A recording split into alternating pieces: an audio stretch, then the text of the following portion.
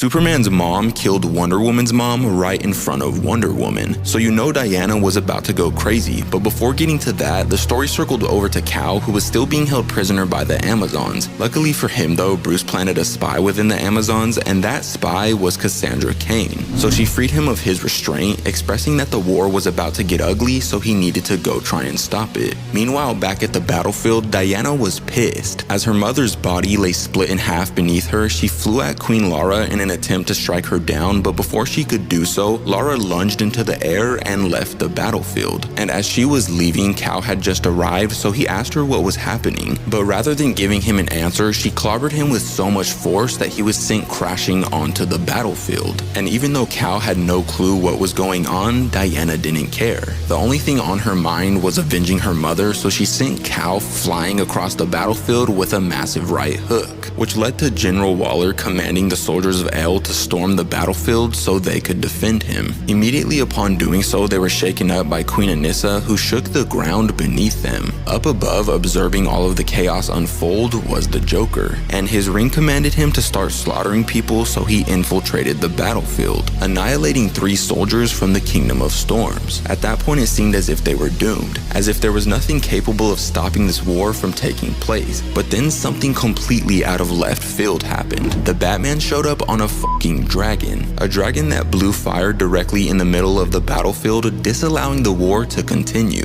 But after doing so, Bruce confronted Cal for trying to kill him. Drawing his sword at his head, Cal was confused, as if he was completely unaware of what Bruce was talking about. And that's when Lois Lane told Constantine to look around, because nothing made sense. Why had the Green Man turned on them? Why were the El Princes at odds? Clearly they were being manipulated somehow. Meanwhile, Queen Lara decided that every being within the dungeon needed to be wiped out because they were too much of a threat towards her people. So she obliterated King Shark with her heat vision. So Oliver told Canary that she needed to bust them out of there right away. So she let out a massive scream that not only broke them free, but sent Queen Lara flying through the dungeon. After that, they discovered the armory, so they armed themselves with whatever necessary and then made their way out of the castle, only to discover that the war had reignited. But they were left with no choice but to run towards the battlefield because Queen Lara began speeding their way to exact her revenge. But thankfully, before she would get to them, they were saved. Saved by the real Queen Lara, who knocked the imposter onto the ground. After that, Alfred instructed Oliver to hit the imposter with a fiery arrow, and upon doing so, it revealed the shocking truth that this entire time they were being framed for various crimes and manipulated by evil white Martians. Zala and Cal tried chasing it down, but unfortunately it got away using its invisibility. After that, Alfred began to express his guilt, saying he was sorry and that he didn't know they were on Earth. But Bruce was confused, asking him what he was talking about. And that's when Alfred said, "You know I am the last survivor of a war, Bruce." And well,